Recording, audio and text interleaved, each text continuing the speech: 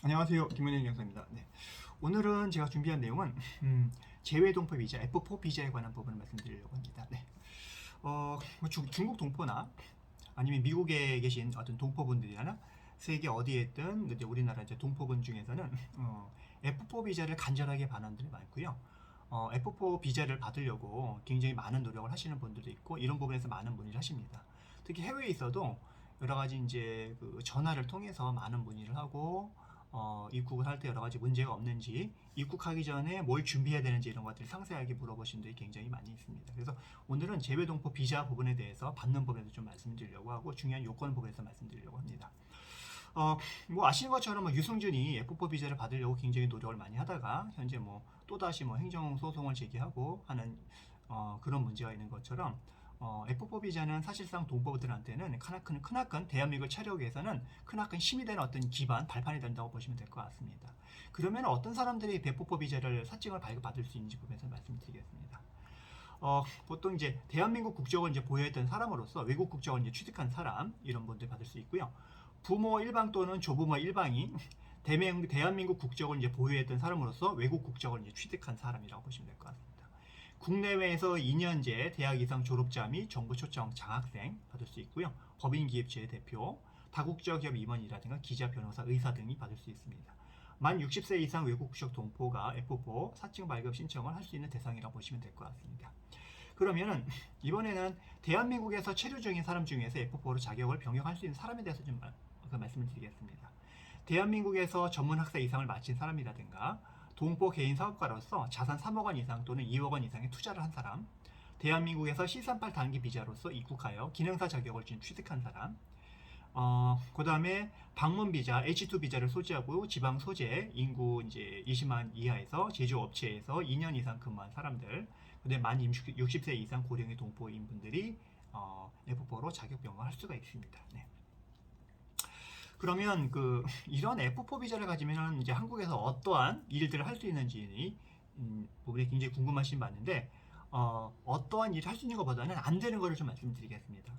F4 비자를 보유하시는 분들은 단순 농무 행위를 하시면 안 됩니다. 그럼 출입국 관련법 위반이기 때문에 범칙금을 내고 출국 명령 받을 수가 있습니다. 사행행위든 선량한 풍속 기타 사회질서에 반한 행위를 하시면 안 되는 거고요. 기타 공공기관의 이익이나 국내 취업 질서 등의 유지를 위해서 그 취업을 제한할 필요가 있는 경우에도 그런 경우에는 F4 비자를 이용해서 이제 취업을 하시면 안 됩니다. 네. 다음으로는 F4 비자를 받기 위한 어떤 절차라든가 중요한 부분을 말씀드리겠습니다. F4 비자를 받다는 분들은 대부분 외국 국적을 취득하신 분들이 대부분 많습니다. 그런데 그 국적법에 따라서 외국 국적을 취득하게 되면 자동적으로 외국 국적을 이제 취득하면서 대한민국 국적을 상실하는데 행정적으로 우리나라에서 이런 부분이 정리가 되지 않았습니다. 다시 말하면 내 기본증명서에 대한민국 국민이라고 되어 있는데 여기에 분명하게 대한민국 국적이 상실됐다는 부분이 기재가 되어 있어야 됩니다. 그런데 이런 게 안 돼 있죠.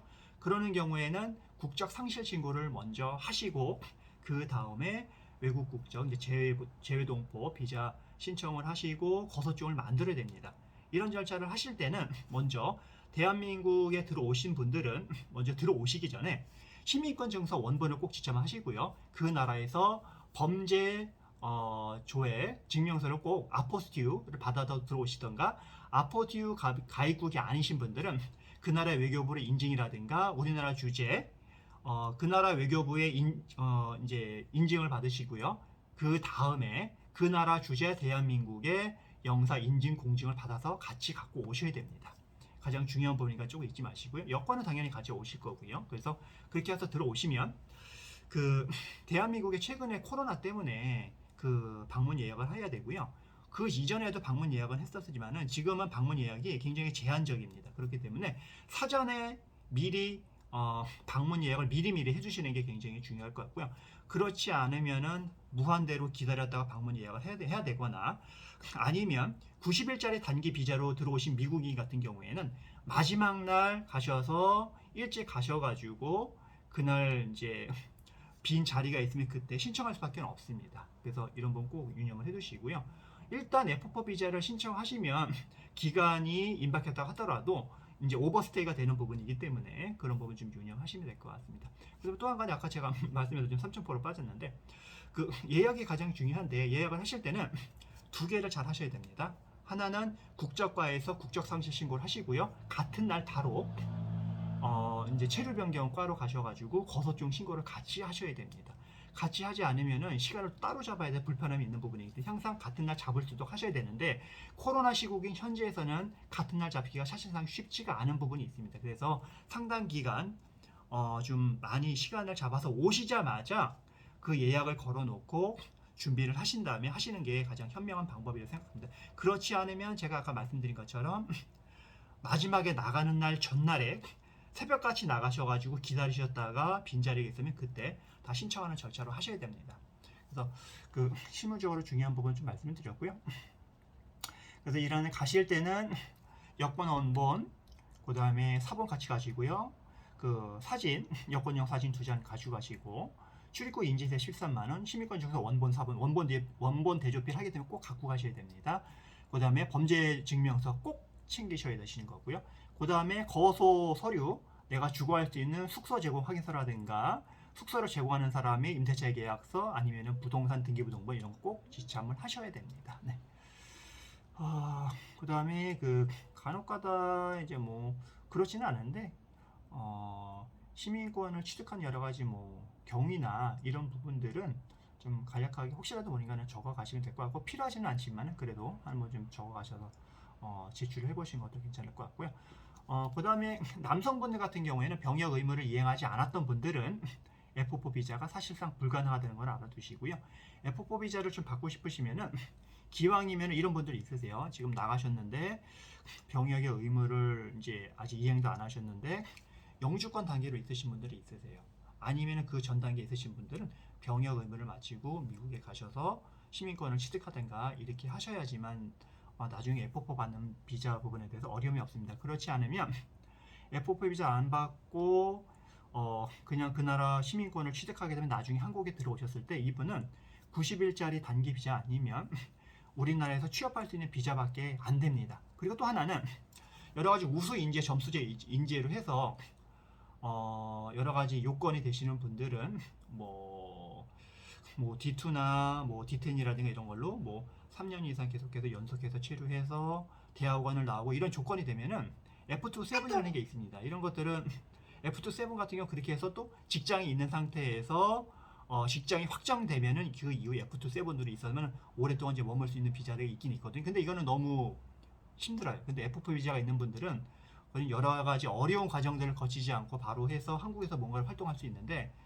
이런 것들은 뭐 굉장히 어렵죠. F2 비자를 받기 위해서는 여러 가지 어려움이 있고 또 F27 비자를 받기 위해서는 여러 가지 행정적인 조치라든가 또 취업이 돼야 되는 여러 가지가 있고 또 E7 같은 거는 취업을 못하면 나가셔야 됩니다.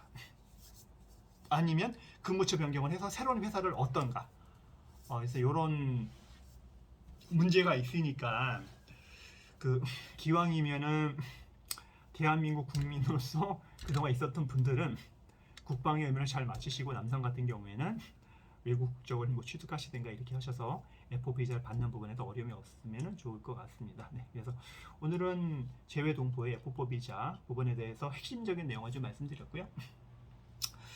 그 주로 이제 중국에 계신 분들이라든가 아니면 미국에 많은 이제 재외 동포분들께서 F4 비자에 관심이 많이 있으신 것 같습니다.